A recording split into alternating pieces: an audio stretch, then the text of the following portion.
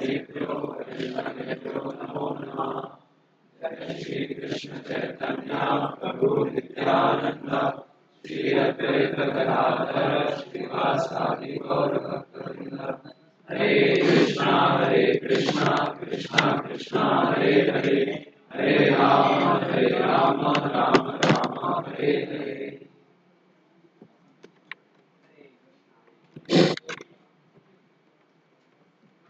Better audible now? Am I audible now? Okay. So, we continue our discussion on the topic of inner wall. So, okay. Great. Let's go back. So, yesterday we were discussing about the STHITAPRAJNA section, and we discussed that this could be seen as the characteristics of the person who is a spiritual warrior, and we try to divide the section in that way. And one key point we discussed is how to actually understand that we are in a war.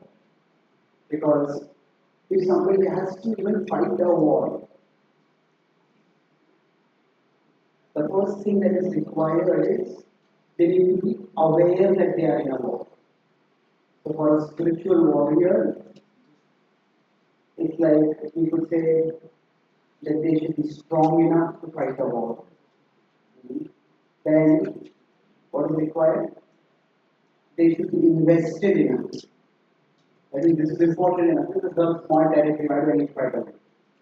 But they need to be aware enough. So if any of these are not there, then a person will not fight the war. Yesterday we focused a lot on a person being aware. And aware means if somebody is aware that they are in a war, the characteristic is no to outer pleasure and yes to inner pleasure. Right. Rajahati yadātāman and atmanya evatmana ishtaha. So today we will try to discuss about the speech and the defense. And then in the last session tomorrow we will discuss about the offense. So how a warrior who is fighting, what is their spirit that is always seen through their speech. So let's see what Krishna says about this speech. He described STHITAPRAJNA'S ka bhasha samadhistasya keshava siddhi kim prabhashita. So ka bhasha, that question was answered in one verse in 55. What is the defining characteristic? Now prabhashita, that question is answered from 56 to 57. And the defense, kim A.S.Y, that will be answered in 58 to 63. So essentially, before Krishna talks about the speech, he talks about the inner disposition. But specifically what we want to speak is 57. Let's look at this first. We'll go back what is required. So, yaha sarvatra is everything that happens in the world.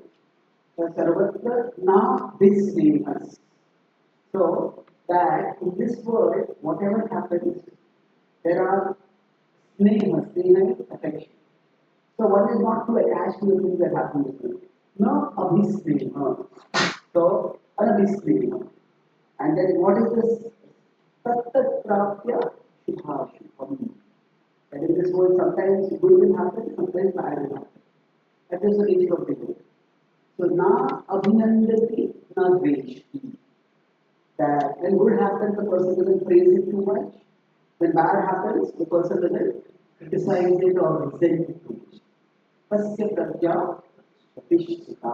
Such a person is well achieved. In his society also. यह सर्वत्र न यह सर्वत्रानुभिस्नेहः तत्तत् तत्तत्प्राप्य शुभाशुभम् नाभिनन्दति न द्वेष्टि नाभिनन्दति न वेष्टि तस्य प्रज्ञा प्रतिष्ठिता तस्य प्रज्ञा प्रतिष्ठिता Let's recite together 3 times. तत्तत्प्राप्य शुभाशुभम् नाभिनन्दति न द्वेष्टि तस्य प्रज्ञा प्रतिष्ठिता यः सर्वत्राणामिष्टेमः तत्तत्प्राप्य शुभाशुभम् नाभिनन्दति न द्वेष्टि तस्य प्रज्ञा प्रतिष्ठिता यः सर्वत्राणामिष्टेमः तत्तत्प्राप्य शुभाशुभम् नाभिनन्दति न द्वेष्टि तस्य प्रज्ञा प्रतिष्ठिता. So, how does this happen?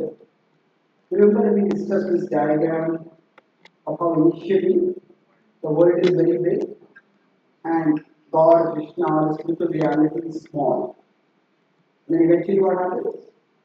The world becomes small and Krishna becomes big. So in the world, there are always dualities. Kabhi Krishna. Hare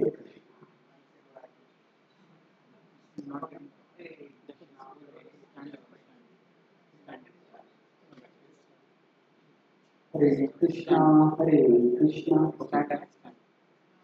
Shall I put stand? Okay, let's see. Third word, we'll use that.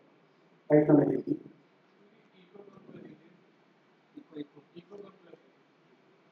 Hare Krishna. From here to here, I will see something. Is it better now or not? It is. Hare Krishna, Hare Krishna. Is it better? Okay. So there will always it's too loud. There will always be ups and downs in the world.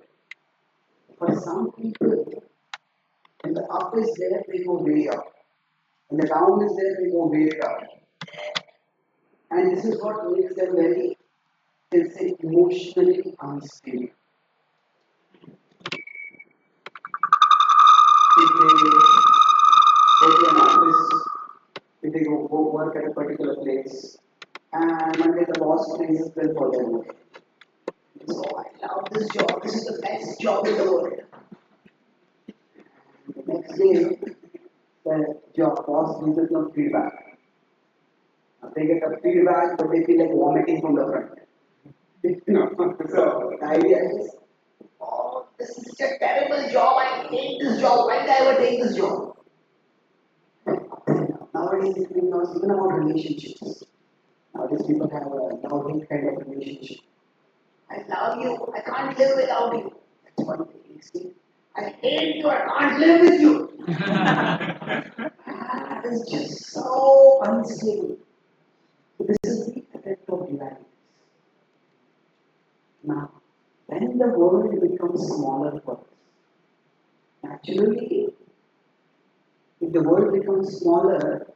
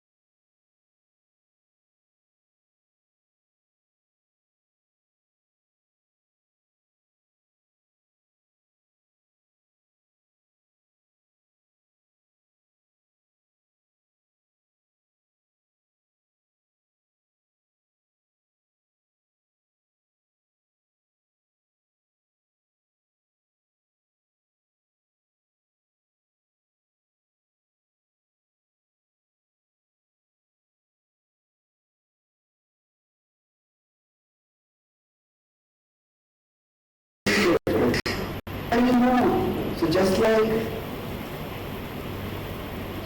there is weather in terms of the environment, there is what environmental weather is there. Similarly, there is our emotional weather. So our emotions, sometimes we feel good, sometimes we feel bad, but there's no need to get too excited about things. It is not, this verse is not saying that we should not feel good, we should not feel anything. That is not what the point is being over there. Because naturally, if somebody praises us, we feel happy. If somebody criticizes us, we will feel unhappy. That's just natural. But we don't get too affected by it. Okay, yeah, if somebody praises, it's nice.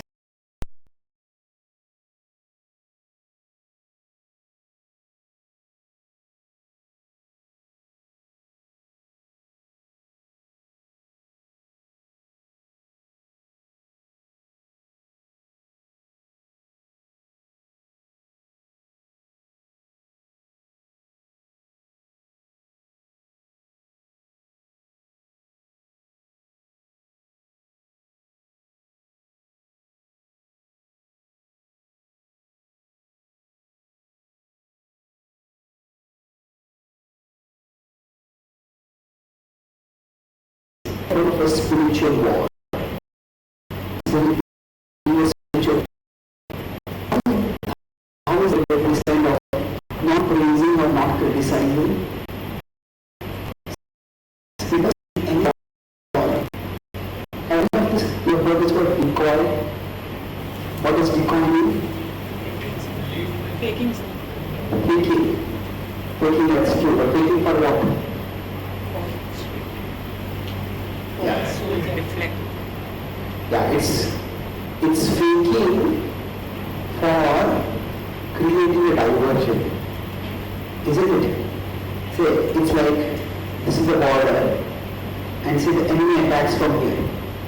When an enemy attacks here now, say the defense forces, there are defense force here, defense force here, defense force here, defense force here, defense force here. So when an enemy attacks from here, say this defense force comes here, this defense force comes here, this defense force comes here, this defense force comes here. And all the defense force come to be different. And say this is a small army attacking from here, and there's a big army that attacks from here. And then there's no one different over there.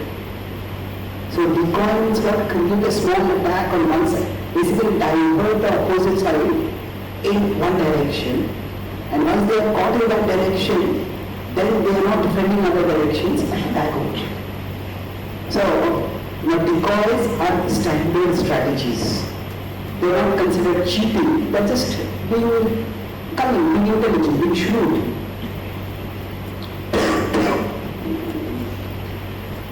So decoys are used to try to deceive the opponents so that they don't know. The enemy is not very sure from where we are going to attack. Or are we very sure? I think that's a bad. Sure, enemy is from here. The enemy attacks from somewhere else. And that's how the problems come in terms of a person getting deceived. So for us, if we consider another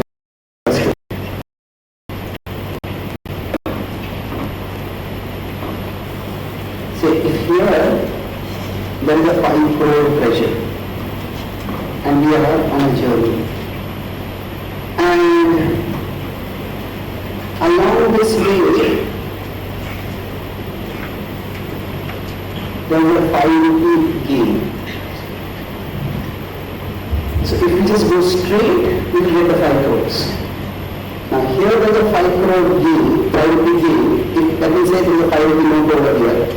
If we go there, the 5 rupee note comes up to us. Or say here, okay.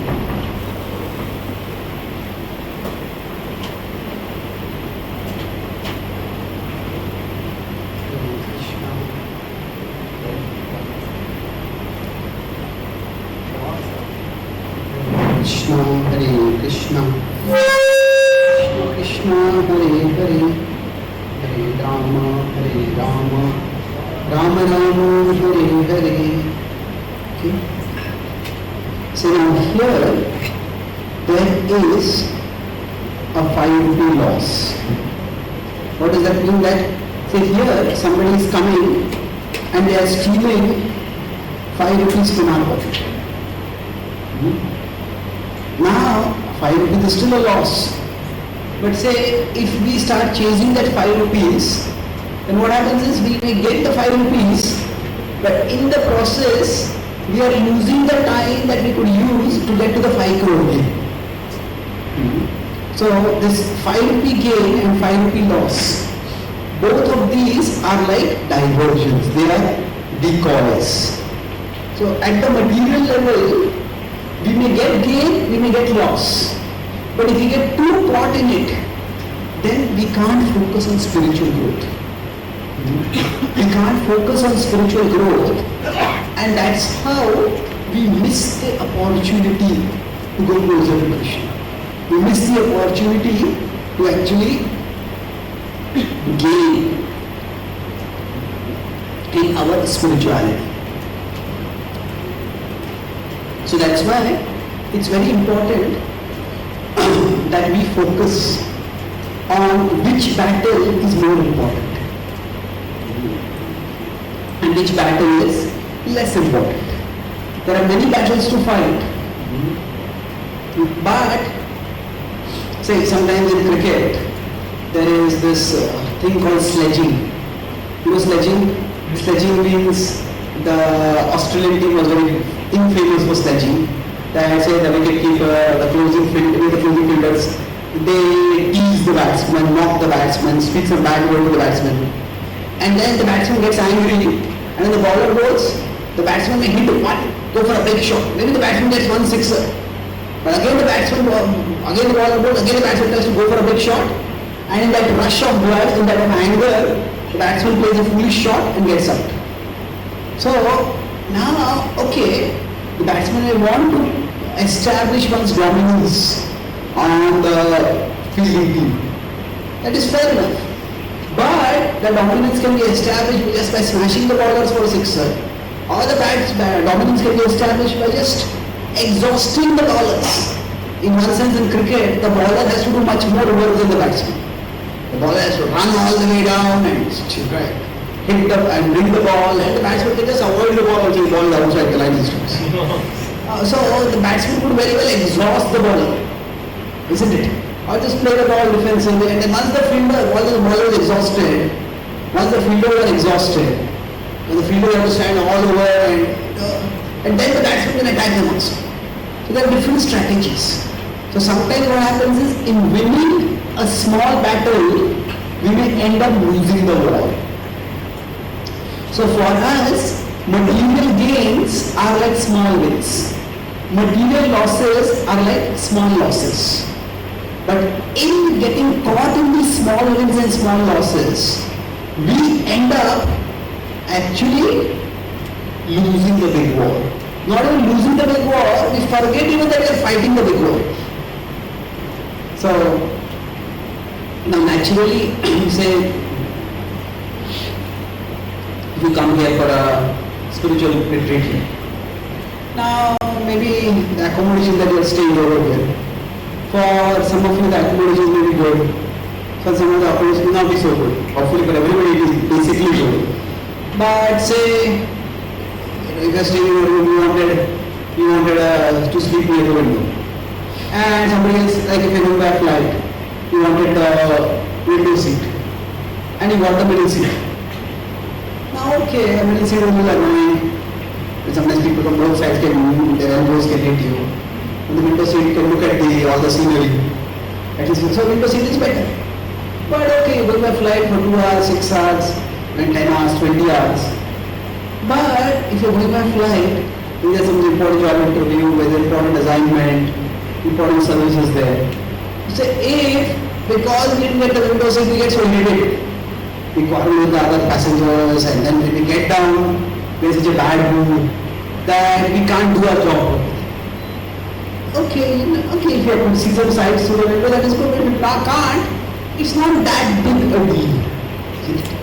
So the idea is that we can avoid being affected by ups and downs only when we have some bigger picture. That when Krishna is saying over here that na vinandati na dveshti, don't praise the good, don't resent the bad. So that is because understand that we are fighting a much bigger picture. We are fighting a much bigger war. Say if I'll take cricket is a very common game for us. So suppose say a team needs a 300-400 runs to win, and say a batsman scores a half century. But normally if you score a half century, yeah, you raise your bat and celebrate. But if somebody else scores a half century, starts celebrating wildly as if they won the match, or they score a century, it's a good thing. But if winning the match is still far away, then if the batsman is serious and responsible, you just raise the bat and acknowledge. But after that, there's a lot more work still to be done, isn't it? So that's not a small achievement, but there is a far bigger thing to be done. I can't afford to get so excited that I forget the bigger thing. So the idea is that material ups and downs, they are small gains or losses, and spiritual growth, spiritual advancement, that is like the big gain. So when we focus on the big gain, either we are fixated on this or we are fixated on that. So we have to choose what we are focused on. So we don't want to be so focused on this, we want to be much more focused on material, on spiritual growth. So in any field, the idea is, yesterday we talked about how we have to become seriously aware that I am fighting a war. But when there is a war, in a war, there may be many battles. Like there is battle 1, battle 2, battle 5, battle 10. So what does that mean? The many battles, say India-Pakistan match is there. Maybe India's star batsman against Pakistan's star bowler. Or there will be in India a very good spin batsman. And India a very good spin bowler. Those are, they call it lineups or matchups within the match. So, yes, now one batsman may hit, one batsman will hit their star bowler for very aggressive, just smashing for many sixes, very one. That's good. But that doesn't mean you have automatically won the match. In a war, many battles may be fought. And some battles may be more important than the battles. So it's like the biggest battle in a war. The biggest battle is to keep the biggest battle the biggest battle. The biggest battle is to keep the biggest battle the biggest battle. Otherwise the tendency is to make the small battle very big. Like in the World Cup it happened that India defeated all other countries, but then in the final Australia we lost. So now why we lost, we will go into various reasons for that. But the fact is that we won all the other battles. Now, but when the biggest battle came up, either we got overwhelmed or either they were in better form or whatever. You can win all the battles, but you lose the biggest battle, and that's unfortunate, that's heartbreaking. So Australia lost quite a few battles before. They almost on the verge of being eliminated. But in the final stages, they battled very well, they played very well. So in one sense, we don't just want to win each battle, but we also know which battle is the bigger battle and focus on the bigger battles. So this equanimity of speech and equanimity of emotion, equanimity means steadiness, that is indicating that a person is not getting caught with small battles. So sometimes if you are trying to serve Krishna, that is only the philosophy you are trying to give a class. And sometimes after a class some student asks very difficult questions. and we may be able to answer some of them, we may not be able to answer some of them. We will become a little discouraged by that. So we may feel, oh, I didn't win this battle. But then, if in learning how to get the answers to those questions, we grow. Maybe we are a little overconfident before, we become a little more mature, a little more serious about preparing. Then maybe we didn't win that battle, but we will become better prepared for the war in future. Otherwise, say, one day we go and we're not able to answer some question, and we feel so embarrassed. You know, people must have laughed at me, I made a fool of myself. I never give any class anymore. Yeah, if you couldn't answer the question, that's a bad thing. But it's not the end of the world. Okay, one class will go very well. Learn from it and move on. So we don't want to let the small battles become too big a battle. So that way, this equanimity indicates that we know which battle is the big battle. So after this, we will now focus on the 258, where we talk about that if there is a war going on, we should be able to defend ourselves. In a war, there are two aspects. Don't let the enemy come in, and then we push back the enemy is coming. But more importantly, we go into the enemy territory. Now, in the modern history, the country that has won the most wars and won the wars from the most unlikely of situations is Israel. Israel is just a tiny state, very, very small, surrounded by many Arab countries from various places. So in 1967, there were 5 countries which attacked Israel simultaneously.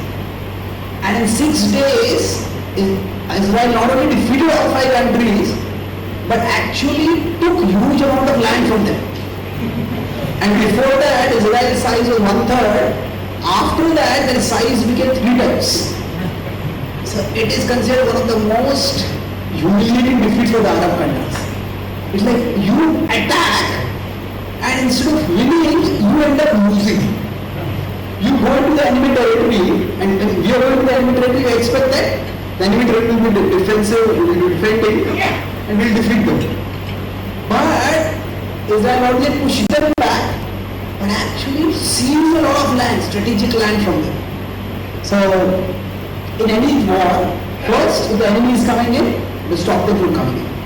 And then we will push back so that the enemy is driven back. We gain the strategic territory. So first we focus on the defensive part, and then we talk about the attack. So how does this happen? So Krishna talks about this in 258 first of all. It's a well-known verse. I'll just explain the meaning and then we'll talk about it. Yada samharate chayam. Yada means when or as. Samharate is to take in, to draw in. Chayam, this. Certainly what? Kurma Angananiva Sarvashaha. Kurma is tortoise. Angananiva, inside its body, Sarvasha, all its limbs. So, tortoise withdraws its limbs into its shell. The shell is very hard and protective. So there, even if an elephant comes and stands on the shell, unless the elephant is the tortoise is very small, actually the shell is very strong, it can protect. So kurmo anganani sarvasha. Similarly, indriyarthe, yes. So when the senses are out there, they are vulnerable to be attacked by the sense objects. The sense object might captivate us and we may get lost in it. So what we need to do is withdraw the senses. Tasya prajna pratisthita. So when we withdraw the senses from sense objects, that is a wise person. So let's recite this together 3 times. Yada samharate chayam kurmo anganiva sarvasha indriyani indriyadebhyas tasya prajna pratisthita. Yada samharate chayam kurmo anganiva sarvasha indriyani indriyadebhyas tasya prajna pratisthita. Yada samharate chayam kurmo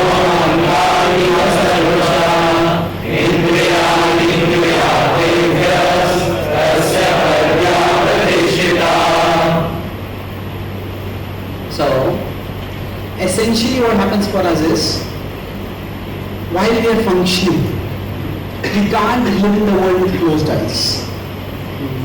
And we can try to close our eyes, we can't close our mouths, we can't close our ears. We don't have that capacity only. So basically, we cannot have that we just shut off the sense objects. So what is the attack over here? We discussed the attack happens when something inside us makes us do something that we don't want to do.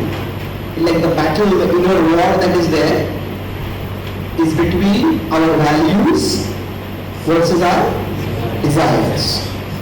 So now, if our values are stronger, if our values are greater than our desires, then we will. That means, say, if I want to study Bhagavad Gita, I want to do my academic study. This is important for me, I want to learn and grow. That is the value, that's important for me. And at that time a desire comes, okay, this cricket match is going on, this new movie has come about, this TV series is going on. That desire comes. Now if the value is strong, then you will say, okay, I don't want to do this. But if the desire becomes strong, this one is eternal. I have less of eternity to read Bhagavad Gita. So everybody is supposed to be like, do it anyway. Let me just watch this movie. So basically, to win this war, our values need to be stronger, our desires need to be weaker.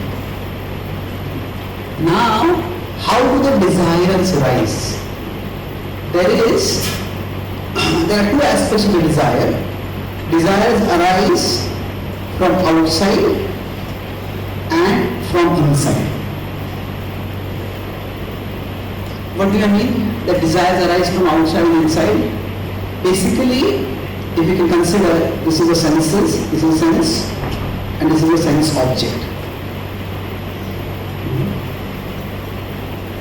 So sometimes this object comes to the sense. That means we are just going along our way, but the sense object comes in our path. Say we are going from our college to our hostel, and along the way we see if there is a movie theater, or there is a bar, or there is a drum joint, and some students say, okay, let me go over there. So they can go out searching for it. So sometimes the sense object comes to the senses, and then the desire gets fulfilled. So then here what happens is, behind the senses is the mind. If this goes anywhere further, then here desire starts growing. So this is you consider outside in approach.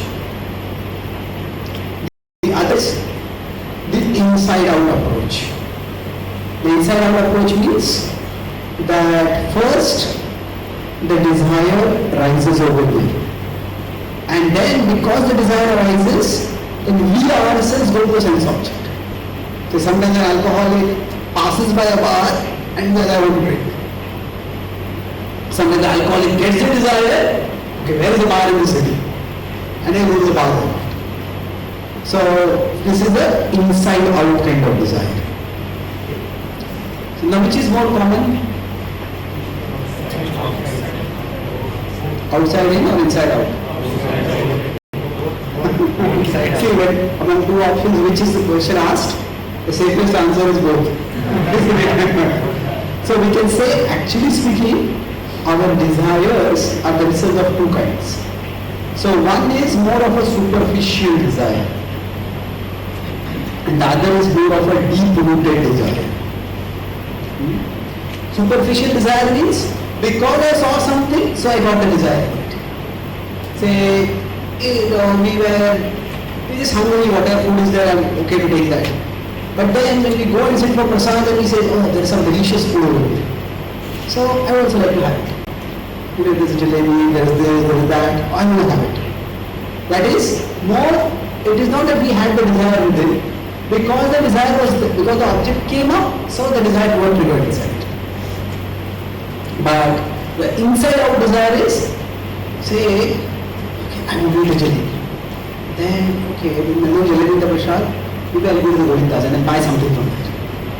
Or, I'll ask someone to cook it. We'll make some arrangement for it. So what happens is, there's an inside-out desire. So, now, when I'm using the example of desires, not all desires are equally bad. We'll talk about which desires are more serious and less serious, or with more seriously troublesome and less seriously troublesome also. So, it's not that because somebody eats a jalebi, they are going to become addicted to jalebi. And they say, from now onward, I will not eat anything except jalebi. Yati nasta.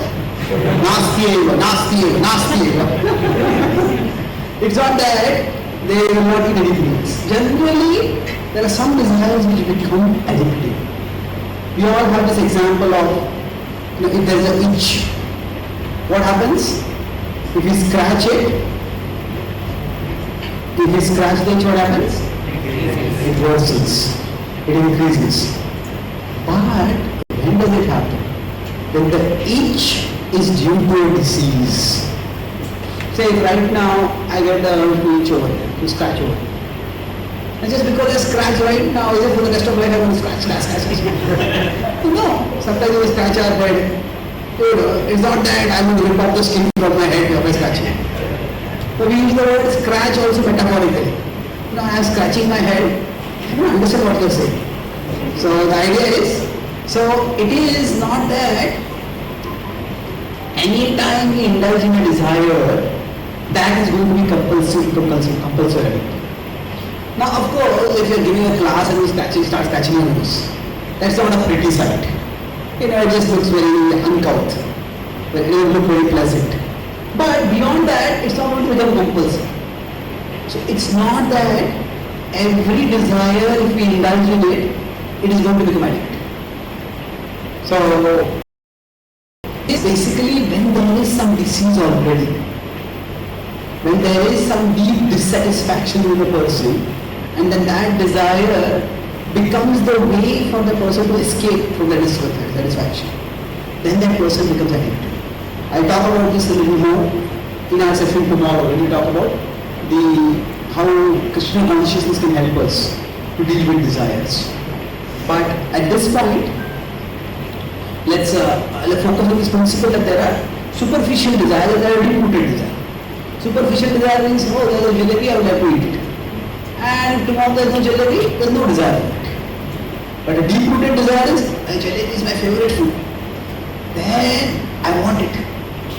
So if you see, there are two different approaches. There is much traditional wisdom also, and like you have proverbs in the Vedic tradition also there is a pramana called Aitiya. Aitiya is the historical record. So we have two distinct sayings: out of sight. Out of sight is out of mind.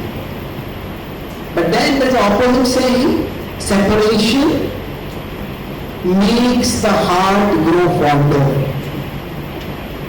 When you don't have something, when something goes away from you, what happens? You want it more and more. So now which is true? Is it out of sight is out of mind, or is it separation makes the heart grow fonder? You got the trick, huh? Well, actually if it is superficial desires, then out of sight is out of mind. So somebody just wants to have fun, and in the party there are drinks, they will drink also. And if there are no drinks, then they will just find something else to have fun. They'll try to find some other person whom they can have some fun. And they'll have fun there. They're interested in fun, and drinks is just one way to have fun. Okay. But if that is not there, okay, forget it. Let's see what else we can do.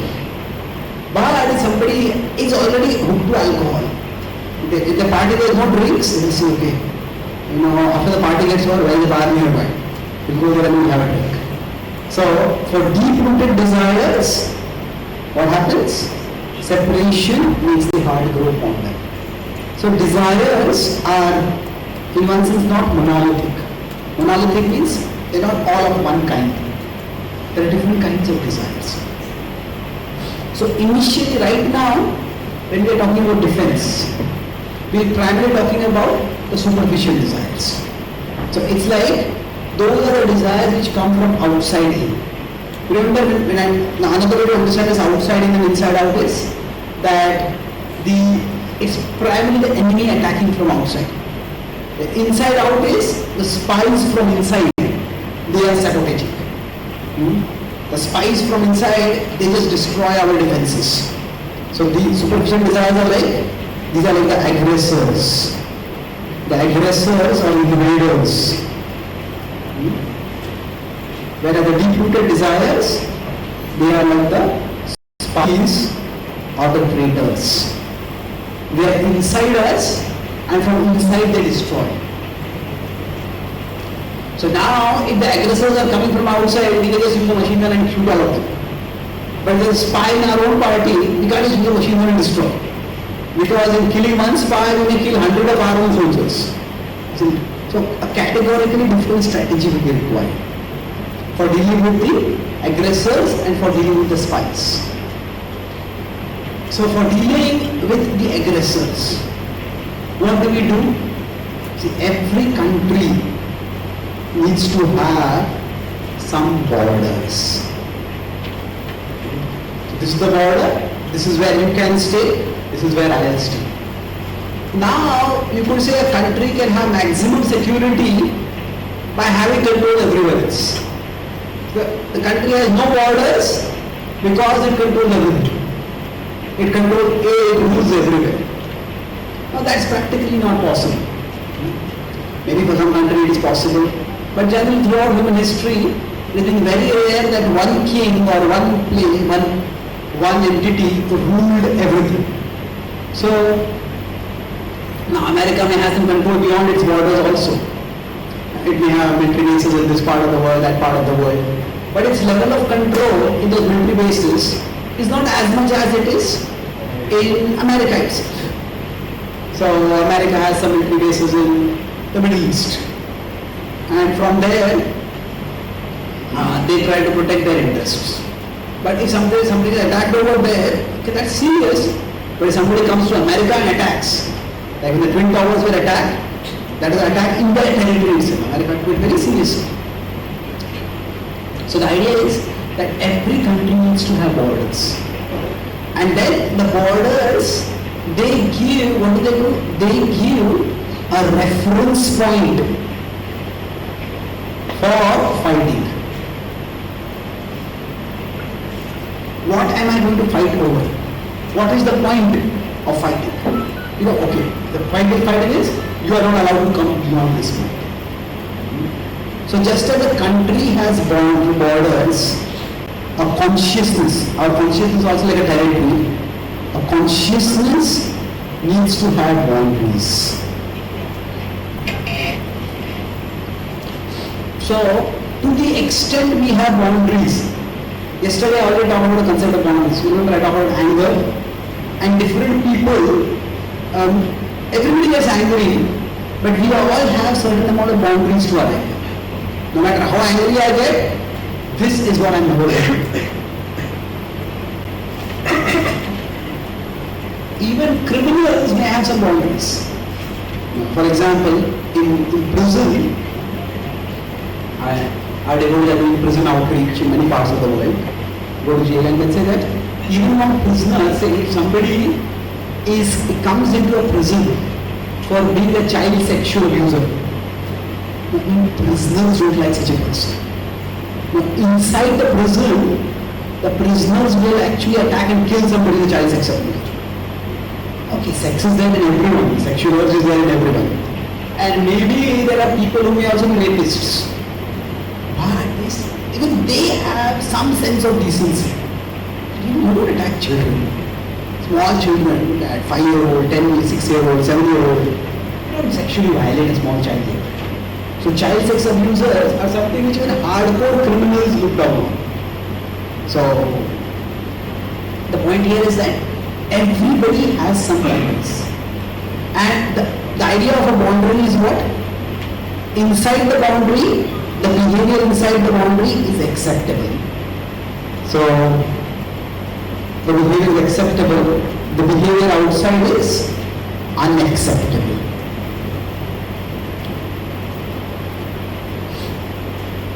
So right now I am giving a class. every one of you is perfectly confident that the person sitting next to you is not going to suddenly turn on you and punch you on your nose. Now, is that possible? Well, you can say anything is possible. But is it probable? Is it likely? Very unlikely. You understand that if somebody has come for a spiritual camp like this, then they already have a certain level of spiritual interest, which also means they have a certain level of self-discipline. We would expect that even in the classroom, in academic classroom, in college. Somebody has come to a college, somebody has taken admission, somebody has got the qualification to take admission over here. But this kind of behavior is not accepted. Now sometimes in a classroom, if somebody may throw some chit from one person to another, somebody beats somebody with a pencil, there are some small, these are not the best behavior. So it could be mischievous behavior, it could be annoying behavior. Some of it is not desirable, but is acceptable. But something is unacceptable. If it's unacceptable, then if the professor notices it, the professor will say, okay, get out of the class. Or so they will get out of the school only, rusticated from here. So there is a boundary which enables us to differentiate between what is acceptable and what is unacceptable. So for us, in the inner war, if we know what is it that we are fighting, and if we actually want to fight effectively, we need to define the boundaries. And then, when some temptation comes from outside, or even when some urge comes from inside, we can okay, I may indulge to this point, but not beyond this point. So let's take an example to illustrate this idea of boundaries. So, in the early days of our movement, when the devotees were very young and new, so what happened? Prabhupada started his Law Feast, Sunday Law Feast, he called it, 1966 he started it, after ISKCON began. And then one day the devotees worked very hard, they cooked a Sunday feast. And then as the Sunday feast was finished cooking, then they said, let's taste it. And they took a little bit of a gulab jamun, they took some puris. And by the time the Sunday feast started, the devotees had themselves finished all the Sunday feast. And the guests came, there was nothing left. There's only some rice and some dal was left over there. And Prabhupada said, what happened? And the devotees just devotees ate everything. So Prabhupada said, first time it happened, Prabhupada said, yeah, this sadhu is very attractive. So Prabhupada didn't take it very seriously. Then Prabhupada called the manager and said, you should know the devotees, there's one in charge, that if they want to eat more, they can eat like the Sunday feast it's for the devotees also, but it's also for the guests. So you cannot just, we all would like to eat delicious food, it's a natural desire. But if it is made for a particular purpose, then that purpose has to be fulfilled. So that kind of behavior is not very acceptable. So now, if we want to fight the inner war, this particular metaphor, like draw the senses inward, away from the sense organs, like a tortoise draws its limbs into its body. So the tortoise shell becomes like a boundary. If the limbs are inside, the enemy will not going to attack. If the limbs are outside, the enemy will attack. So how do we go about establishing the boundaries to defend ourselves? That's what we'll talk about in the next 10-15 minutes, and then we'll have question answers. So I'll use an acronym, CAST. C-A-S-T. It is not the caste system C-A-S-T. Caste means to like cast in iron. To cast means to set up, to build. So there are 4 ways we can set up boundaries. The first is category. Category means like this category of activity I'm just not going to do. So for example, when we take initiation, there are 2 parts to the vows we take. One is about chanting, the other is about the moral evidence. So that's the entire that category of activities we are not going to do. Like for example, no meat eating. So the vow is no meat eating, it is not no eating.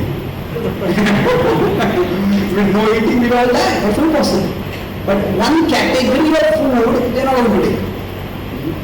So, sometimes the advantage, so basically a boundary gives us a reference point where I want to find. So, we all may have the urge to eat food. And we may eat different kinds of foods. But that's the boundary. That no matter how much a craving for food is going to come, I am not going to eat. So it's a category. So tomorrow is Ekadashi. So tomorrow what is the category we are going to follow? No grains. That's a category. Now that's an example of one more thing. But now with each of these, there is a positive and a negative. With the boundary of category is that it's very simple. This whole thing I am not going to do. Say for example, you may say no intoxication. Now that means I am not going to take alcohol. Okay? That's a category which you say no to. But then, okay, sometimes it may become a little fuzzy. That, okay, if there is tea, you will take tea. What is that herbal tea? You will take that? Okay, we can take it. But can herbal tea be intoxicating? Well, maybe. It depends. Generally it will not be intoxicating. But are all the intoxicants limited only to a particular list of substances? If no intoxicating substance is the principle, then according to many psychologists nowadays, sugar is the biggest intoxicant. So are you going to say no sugar? Well, no, that's very much part of our tradition. We have to regulate sugar. So what happens is sometimes it may not be practical. So the category may be simple. That okay, I will not look at any obscene images. That's a category. But then what happens is people just going along our business on the road and there are so many images that they come in advertisements which may be categorized as obscene. Now we don't want to look at them, but we can't close our eyes and walk along the road. So sometimes it may not be possible to say no to an entire category. But whenever it's possible, this is very simple. An entire category, I'm going to say no.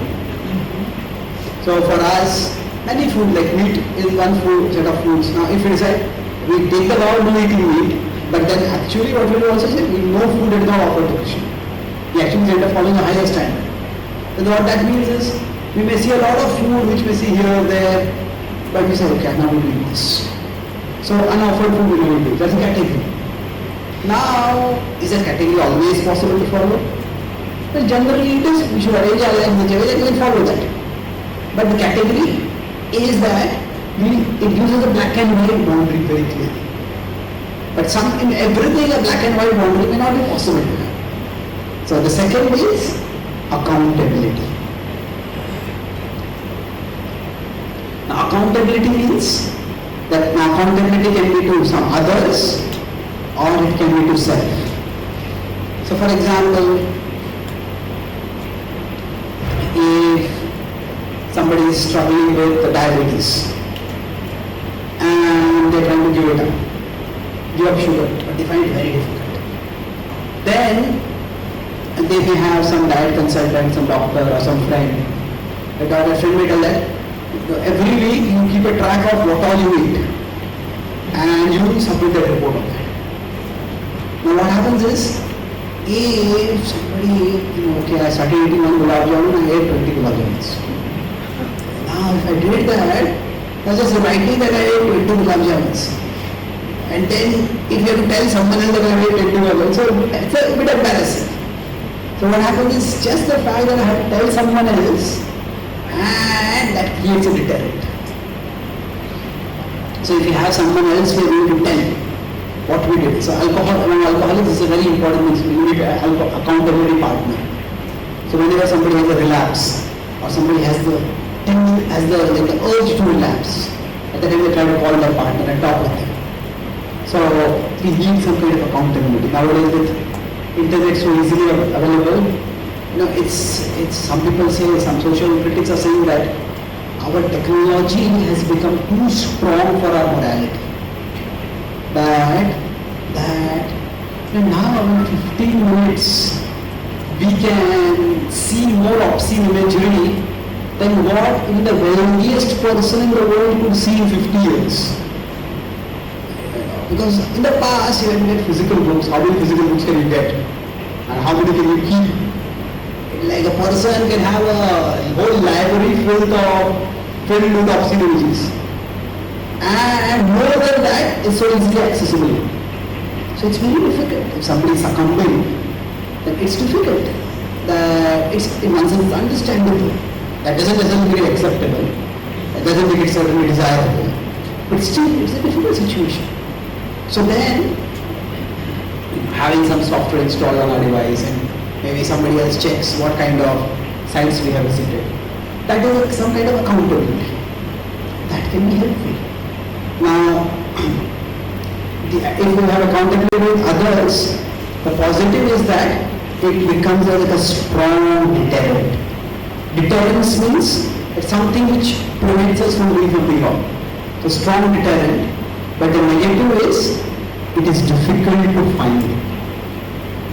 It is difficult to find the right person for this. You don't want someone who is too heavy and you don't want somebody who is too soft. If somebody is too heavy, one mistake and that person just piles on us so heavily, we start feeling that ये मेरे बस की बात नहीं है. You can completely discouraged. And if the person is too light, then what happens is, you just keep continuing the same thing. So it's not so easy to find. Now the other is, we can do it with ourselves. The positive is that, so how do we do it for ourselves? Maybe we keep some time for introspection, we do journaling on a daily basis, and by that, we write down. Now, some people think of journaling as writing down all the events that we did in the day. And that takes time, that's time consuming, and that's not very productive. But what we do is put journal.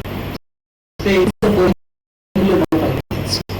If I tend to be short tempered, then I will record all things. Either I do something, let's go high, what did it go? Did I speak for 1 minute and then I stop? I went for 10 minutes. When I stop, why did I stop? Is it because I myself felt wrong when I stopped? Or is it the third person came and I didn't want the third person to see how I am dealing with this person?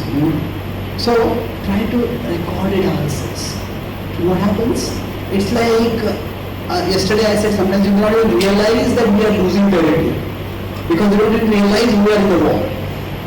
Like say, if there is no well-defined boundary, or if you don't check the boundary, then you may find, hey, we thought this was in our territory. But the opponent, enemy has come and taken 10 miles of land over there. So accountability is required. So some young people, they are born with money. They have a lot of money. Maybe from their parents, the parents has given them a credit card. You can do what you want with it. Now if somebody is like that, you ask them, where do you spend their money? But you don't know where they spend their money. And if they don't know where they have spent the money, then there is no way to find out why you spend that money over there, isn't it? So basically, if first there has to be accounting, and then there can be accountability. Accounting means, okay, you spend this money here, spend this money here, spend this money here. Then why did you spend so much money on this? Could you have bought this for a cheaper account? Cheaper way? So when there is accounting, then there will be accountability.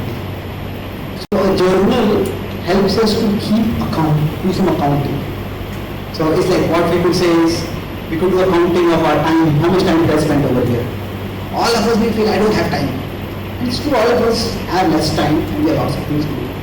But then where is my time going? Let me try to learn that. So accounting. So now the positive of this is that it's relatively easy. Easy to do. We don't need any other person. We can just decide every day, I'm going to spend 5 minutes and I'm going to write down. Okay, which were the incidents when I got angry, which was the incident when I overate. Or if we are oversleeping, or spending too much time on social media.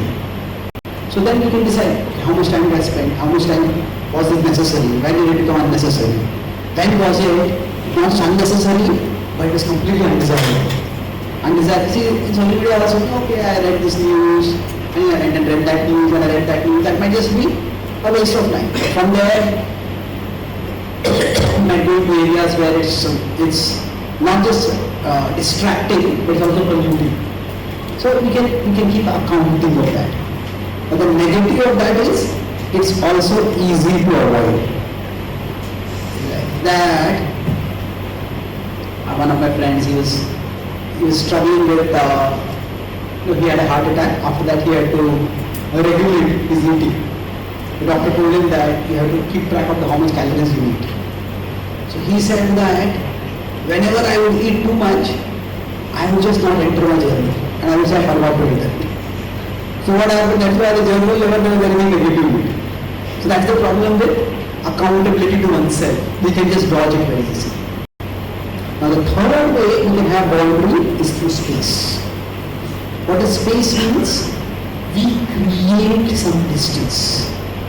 Say for example, if an alcoholic is trying to recover from alcoholism and their home is right next to a bar, then what is going to happen? There is no bar for them to go to the bar. See, everyone has moments of weakness. And in the moments of weakness, then when the urge comes up, if the opportunity is very easily available, the person will immediately indulge. So if a person is really serious about recovering from alcoholism, they may have to relocate. And I can't stay right next to a bar. Nowadays even is only regulations. And there is everyone bars over here. Everyone bars over here. So they will decide like that. So the idea is this is control outer space, but we can try to control to some extent. So if we are studying the Bhagavad Gita and our tendency is we just pick up the phone and look at one message and look at 10 messages and we use all the time. And we decide that I'm the phone in another. So our mind is lazy. The earth is a message. But then if we have to, if the phone is right next to us, just pick up and start looking at messages. But you have to walk to the next room and then look at the messages. It's way too much. I'll wait afterwards. That's one devotee friend of mine. What he does is whenever, because nowadays many of us we read Shastra also on devices. So he says whenever it is in Shastra reading time, he reboots his phone in the safe mode. And the safe mode, none of the social media apps turn on. So there only the Veda base turns on and he reads from the Veda Shastra. And suddenly that 1 hour, now if in between you get the urge, okay, I'll go into my WhatsApp message, I'll look at Facebook messages. Then what he has to do is turn off the phone, again turn it on in the safe, from the safe mode to the normal mode, and then you turn on the app. So then you go, okay, forget it, and do it afterwards. So this is related with time. So space and time. So time could mean that. So space basically means what? You put it diagrammatically. So this is the sense and this is the sense object. So here there is very little space. But if we arrange in such a way that the sense object is far away, there is some substantial space over here. So how we can create that space, that is for us to decide based on our particular situation. We can try to create that space so that, for example, if in our food center we have a library, and most libraries you don't eat food. Some libraries might be allowed, usually library is not a place for it. Because food can be distracting. If you want to eat, sometimes you just want some snacks. What is it? I got a snack attack. That sometimes you're actually hungry, sometimes you're just bored with studying and you want something to do, something to munch on. Then if we keep the place where we are studying there only the problem, we keep some food. Then we just pick up the food, start eating, and we don't even realize how much we are eating. But if we keep the food in some other place, we have to go to that place and get that food. So it takes some time, it takes some effort. That space protects us. So now, what does time mean? Time means we may decide that, okay, every morning I'm not going to turn on my social media till 9 o'clock. So till this particular point, no social media. Now if we decide that no, but I have some managerial responsibilities and I have to see if somebody wants to contact me, then we may decide, okay, only this particular app I will be on. And then I will look at it at this time, and no more. So we try to create some boundaries in terms of time. So now the space and time, both of them are very similar. The positive of space and time is that it is, for most cases, it is doable. It may not be doable all the time, but it is doable. So the negative of this is also that it is invasive. I may decide to do it and I may just give it up anytime. But if we can erect the boundary, then we can protect. If we can establish the boundary, then that helps us to fight. That helps us to defend ourselves. Now, of course, boundaries alone are not enough. Later on, Krishna said, Hayato Vichayan Pumsaha. Like, what is the example over there? Small contemplation that can eventually lead to Pranashati, self-destruct. So it's like you have built a boundary wall, but you let the enemy make a small hole in the boundary wall. And if they make a small hole, then what will they? Once they make a small hole, they will break. Maybe just a small hole is enough, and they put some dynamite in that small hole. And then, if the dynamite is outside, that can also blow the wall. But if the dynamite is inside the wall, then the whole wall gets blown. So the idea is, Krishna says that it's not just enough. So with respect to boundaries, first they have to be built. And then after that, the boundaries have to be protected. We have to make sure that others don't destroy the boundaries. So 2.58 is talking about establishing the boundaries through the example of a metaphor. But then what in 262, 63, Krishna is saying that like this is small contemplation. That contemplation is like what? A hole in the boundary. And from that hole in the boundary, sometimes a thing may happen. That hole we can seal it. But sometimes, from that small contemplation, we may go towards self-destruction. So how this happens and how this can be prevented? Through the more positive strategy. You don't want to just defend, you also want to counter-attack. So if there is dynamite in that hole, then the whole boundary wall is destroyed. So like that, we have to be careful that we establish the boundary will protect us provided we protect the boundary. Isn't it? It's a two-way thing.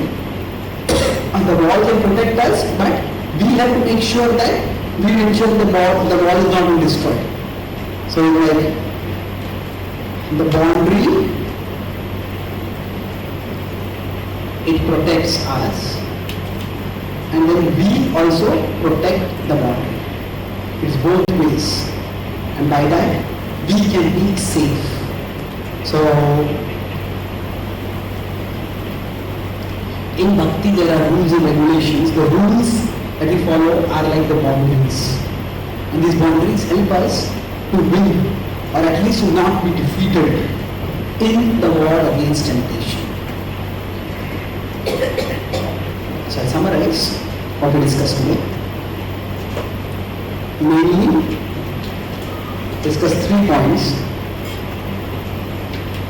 in the war against temptation. The inner war. First point I discussed was about how in the war we need to keep the biggest battle. We need to fight the biggest battle and not the smaller battles.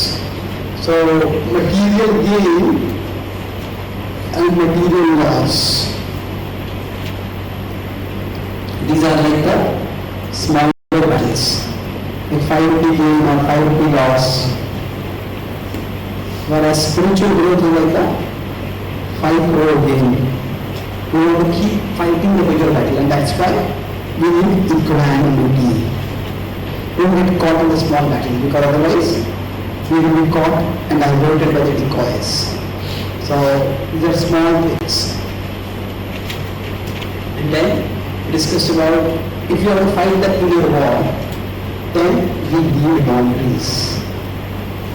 And with respect to the boundaries, what they do is they give like for the consciousness needs boundaries just like a country needs borders.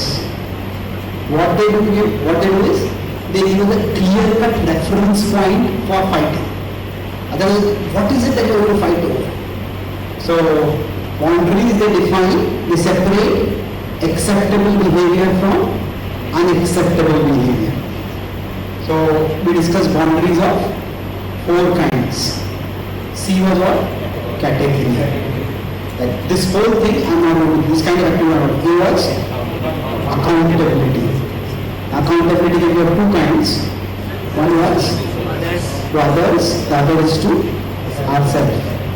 S was space and T was time. So this was the major part of the class. The third one I discussed was that we need to just 2.6263 is an example of a bone in a boundary, in a border wall. So that's like it's like a small breach, a small contemplation on a sense object. That can lead to destruction. Similarly, this can also lead to destruction. So we need to, the boundaries will protect us, but we need to protect the boundaries. So like what is that saying? Dharma or Rakshati Dharma.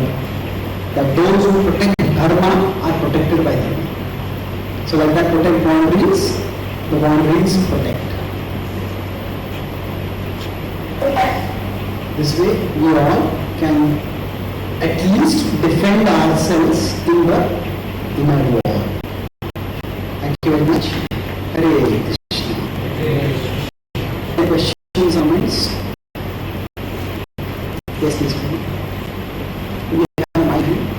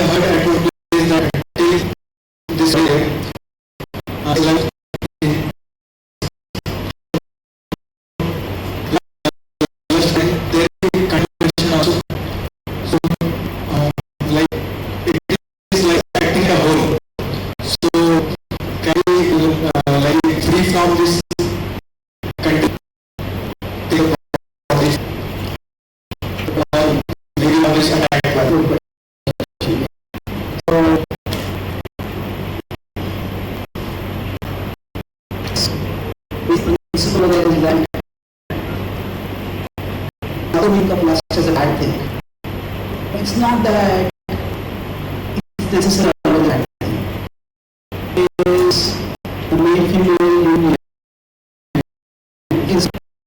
Many times if there is no act, then there is no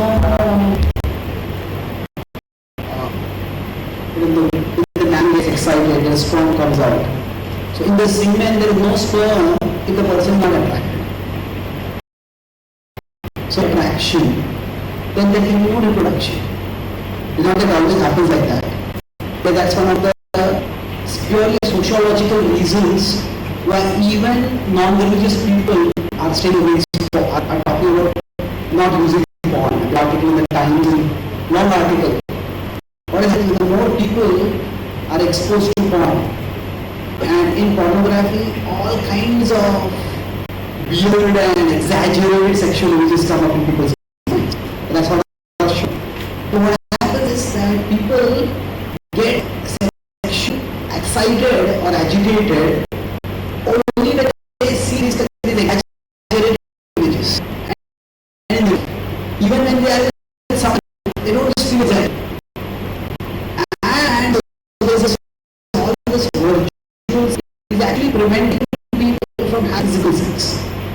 And then people just can't reproduce.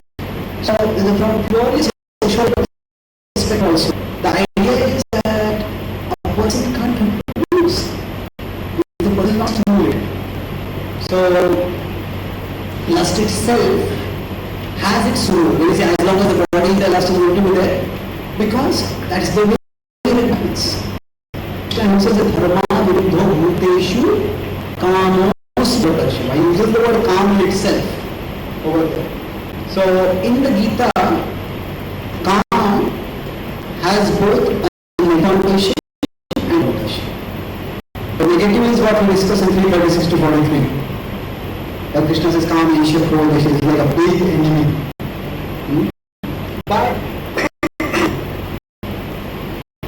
believe that it's 7, 10 or 11 where Krishna talks about that when karma is according to dharma, the Krishna says that is I am that karma. What does that mean? That means actually birth or the creation of a new life form is a miracle. And how it happens? It's actually biologically it's a miracle.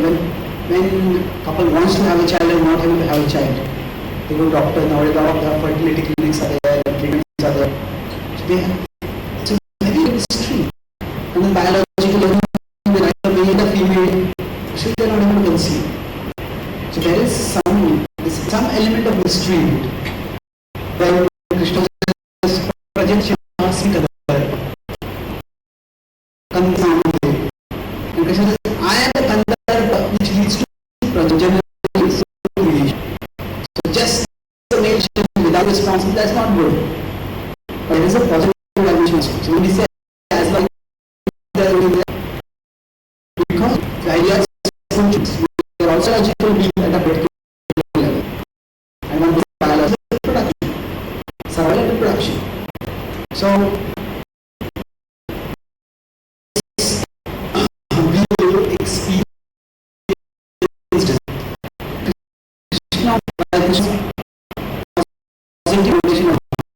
270 he says no kama kami that apurvanam achala pratishtham samudra mapah pravishanti tadvat kama yam pravishanti sarve sarvashamapnoti na kama kami.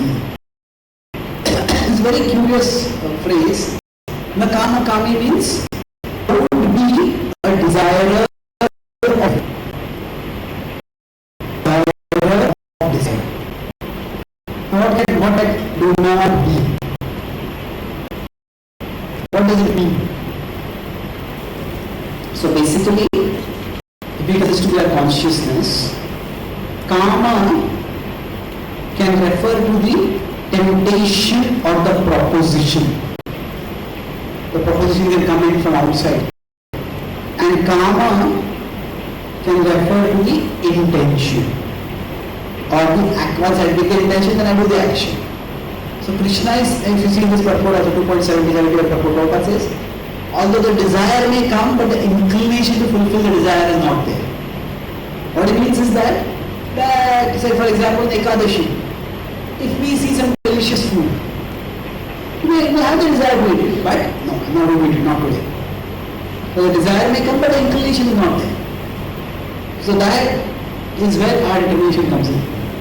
And Krishna says that, so as far as the desire comes, there is a difference between perception and contemplation. They are not the same thing. Perception and contemplation. Krishna doesn't say drishyato vishayan pumsa. He says dhyayato vishayan pumsa. It is, what does contemplation means? Contemplation actually involves some imagination.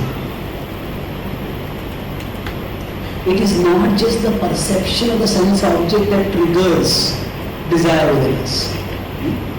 It's the imagination that is associated with it. When there is imagination, that's when the desire starts growing. If there is no imagination, then there are no desires. Say, if you are traveling by train and while they're sleeping, and someone, it's an overnight train, but you don't have a bed, they sleep, you don't have a sleeping monk, so you're sitting and sleeping. And the person sleeping next to her also. And maybe that person gets up and goes away, somebody else and comes sits over there. And we'll be sleeping, and then maybe the person sitting next to us is a female. And our body may be touching that female. But we may not even be aware. Body is just the body. It's not that there's a significant difference. So if there is, I'm just giving an example of it, if there is no imagination, then even the physical touch is there, there is no agitation by that. So because what is happening is the perception in the sense that, okay, my body is touching somebody else's body is there. But the contemplation involves imagination. Imagination is what triggers the desire. So if somebody is a doctor, and the doctor has to treat a patient, and the patient is a female, they may touch the patient, but then the doctor has to be trained sufficiently so that we are not focusing on imagining over there, and focusing on investigating the physical health of the patient. So if the doctor can't do that, then the doctor cannot be a professional. It's not always easy. But the point is that it is not just the perception that leads to perception alone that leads to the agitation. It's the imagination associated with perception. And we have the capacity to regulate the imagination. It can come from a sense of responsibility. The doctor, if the patient is a female, but the patient is in serious condition, the patient is an attractive young woman, but the doctor, this is critical care, I have to take care of this patient. A sense of responsibility can be there. So a sense of morality can also be there in that. Generally speaking, say if somebody has a sister will be attractive. But a sense of morality is there. We won't imagine over there. So the perception and the imagination are two separate things. Drushyato and dhyato. So drushyato cannot be avoided. But dhyato is a matter of choice.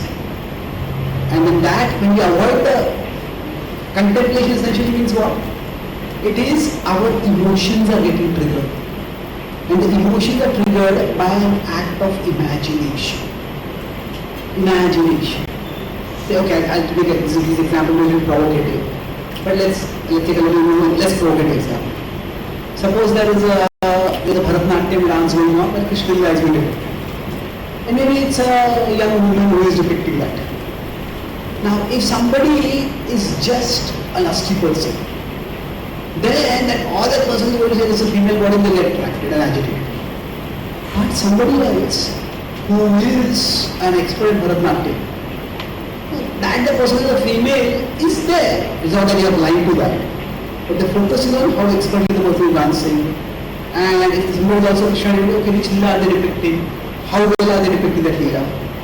So what is happening is, there the attention, the emotion, the imagination is not going in a sexual direction, but it is going more in an analytical or emotional direction. So perception is there, but after that the imagination, where it goes, that at least we have some choice. Na kama kami. Okay? So we will continue tomorrow. And tomorrow we will be discussing about the concept of, while Param Drishtani is mentioned in this section, we will elaborate it in the next section. So how bhakti itself can help us to not only defend ourselves, but actually counterattack and to win the war. And what winning the war actually means. Does it mean that we are forever free from desires, or what does winning the war mean? All that we will discuss in tomorrow's final session. Thank you very much. Hare Krishna. Srimad Bhagavad Gita ki jai, Srila Prabhupada ki jai, Gaur Bhakta Vrinda ki jai, Gaur